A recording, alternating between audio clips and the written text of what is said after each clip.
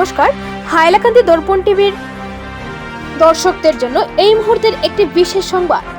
Panchayat delimitation এবং panchayat voter তালিকার খসড়ায় ব্যাপক বিসঙ্গতির বিরুদ্ধে এআইইউডিএফ এর প্রতিবাদী সভা ও বিক্ষোভ মিছিল হাইলাকান্দির আয়নাখাল তিনমুখাতে। এই উপলক্ষে রবিবার বেলা ১টার সময় আয়নাখাল বাজার তিনমুখা এলাকার হিলাল আজমির বাড়ির সম্মুখে এআইইউডিএফ জেলা সভাপতি আফজল হোসেন লস্করের সভাপতিত্বে অনুষ্ঠিত প্রতিবাদী সভায় মুখ্য বক্তা হিসেবে উপস্থিত ছিলেন কাটলিছড়ার বিধায়ক সুজামুদ্দিন লস্কর। এই প্রতিবাদী সভায় বিভিন্ন বক্তারা রাজ্যের বিজেপি সরকারের দ্বারা পঞ্চায়েত ডিলিমিটেশন ও পঞ্চায়েত নির্বাচনের ভোটার তালিকার খসড়ায় ব্যাপক বিসঙ্গতির বিরুদ্ধে বিভিন্ন বক্তারা গর্জে উঠে বক্তব্য রাখেন। এরপর কাটলিছড়ার বিধায়ক সুজামুদ্দিন লস্করের নেতৃত্বে একটি বিশাল প্রতিবাদী মিছিল বের করে হাইলাকান্দি জেলা আয়ুক্তের কার্যালয়ে ঘেরাও করতে গেলে মাঝপথে আটকে দেয় হাইলাকান্দি পুলিশ প্রশাসন। পরবর্তীতে এক সাংবাদিক সম্মেলনে বিস্তারিত তথ্য তুলে ধরে কাটলিছড়ার বিধায়ক সুজামুদ্দিন লস্কর রাজ্যের বিজেপি সরকারের বিভিন্ন দুর্নীতির বিষয় উল্লেখ করে তুলোধুলো করে বক্তব্য রাখেন। তৎসঙ্গে গণতান্ত্রিক পদ্ধতিতে হাইলাকান্দির আন্দোলন করতে গিয়ে হাইলাকান্দি জেলা পুলিশ প্রশাসনের পক্ষ থেকে বাধার সম্মুখীন হওয়ায় তীব্র সমালোচনা করেন। হাইলাকান্দি থেকে সিপ্রিয়ান দাসের রিপোর্ট। পরবর্তী খবর পেতে হাইলাকান্দি দর্পণ টিভি নিউজ চ্যানেলটিকে একটি লাইক ও ফলো করে পাশে থাকুন। ধন্যবাদ। অ্যাসেম্বলি ডেলিমিটেশনও ফাইট করছি, সুপ্রিম কোর্টও গেছি, কমিশনও গেছি, যৎসামান্য কিছু ফায়দা হয়েছে, এর উপরে কিচ্ছু হয়েছে না। আমরা জানি আমরা উজরাবত্তির হাজার হাজার অ্যাপ্লিকেশন পড়ছে, কিন্তু ফাইনাল যখন হয়েছে এমন কোন রদবদল হয়েছে না। আমরা দুই সমষ্টির নাম আসলো আলগাপুর আর হাইলাকান্দি, লগে নাম একটু লাগছে কাটলিছড়া,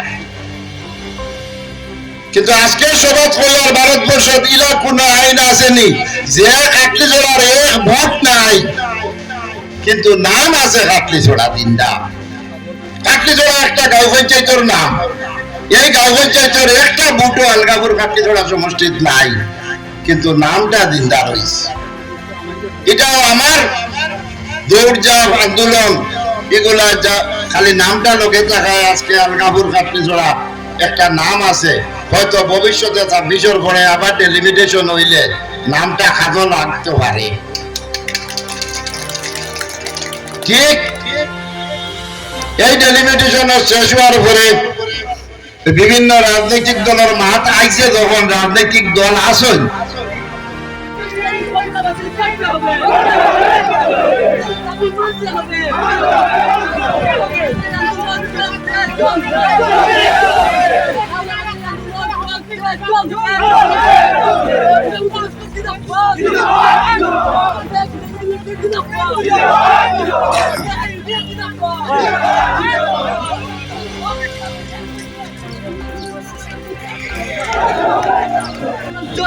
চলবে আমাদের দাবি ন্যায্য দাবি, আমাদের দাবি মানতে হবে, আমাদের দাবি ন্যায্য দাবি, আমাদের দাবি মানতে হবে।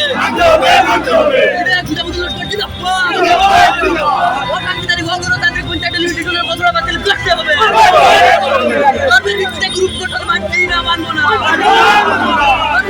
গ্রুপ গঠন মানছি না, মানবো না।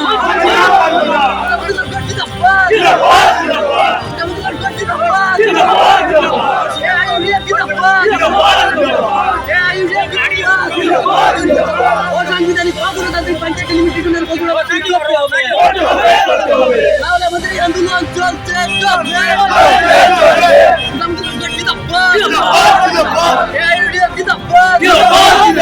আমাদের দাবি ন্যায্য দাবি, আমাদের দাবি মানতে হবে, তাহলে আমাদের এই আন্দোলন চলছে চলবে।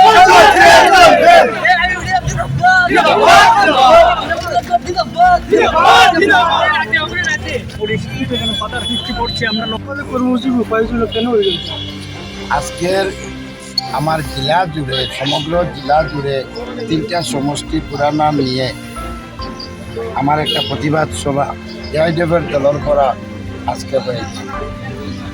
সেখানে বিভিন্ন বক্তা বক্তব্য রেখেছেন যে আমার জেলার বর্তমান পঞ্চায়েত ডেলিমিটেশনের অবস্থা, কিছু কিছু ক্ষেত্রে ছোটো ছোটো ওয়ার্ড যেটা গ্রুপ মেম্বার বলে আমরা বানানো হয়েছে, আর কিছু ক্ষেত্রে 2018-19 এইভাবে ওয়ার্ড বানানো হয়েছে। 3টা গাঁও পঞ্চায়েত একত্রিত করা হয়েছে, 2টা LSC MLA একত্রিত করা হয়েছে।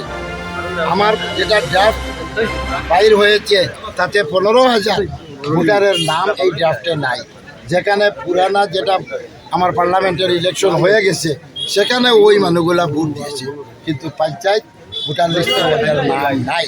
এদের মুখ্য কারণ হচ্ছে, আপনারা জানেন বর্তমানে আসামের কোন সরকার, এই সরকারের কিছু প্রতিনিধি বসে যে ডেলিমিটেশনটা পঞ্চায়েত তৈরি করেছে জাতপাতের উপর ভিত্তি করে, হিন্দু মুসলিম আলোক করে, সেটা কোনো অবস্থায় আমার জেলার জনসাধারণ মেনে নিতে পারছে না।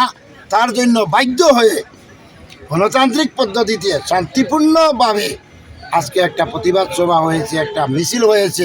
প্রত্যেকের উদ্দেশ্য ছিল হাইলাকান্দি জেলা অফিস ঘেরাও করবে, কিন্তু কৃষি মহোদয়ের অফিস ঘেরাও করবে, কিন্তু প্রশাসন আমাদিগকে কিছু জায়গা যাওয়ার পরে বন্ধ করে দিয়েছে।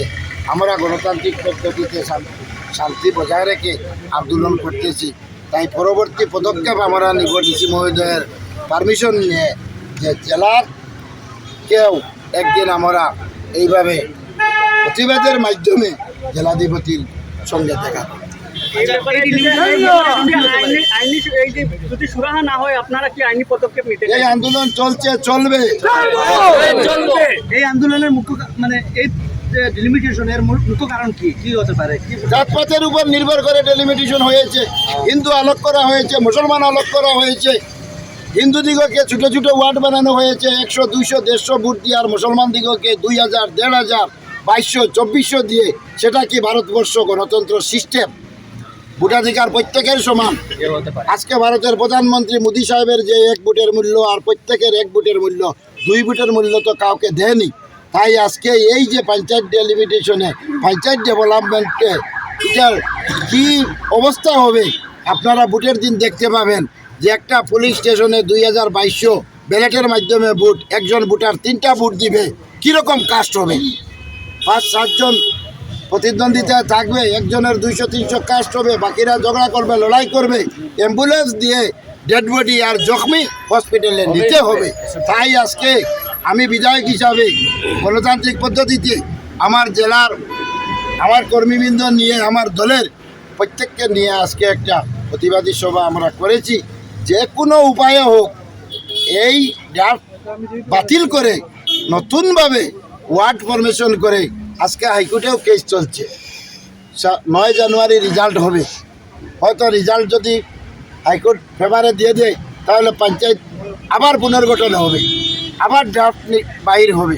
মাননীয় মুখ্যমন্ত্রী আমি দেখেছি 2 দিন আগে বলেছেন যে যদি হাইকোর্টের কোনো জাজমেন্ট এসে এগুলা পরে চিন্তা করবেন, বাকিগুলাতে ইলেকশন করবেন।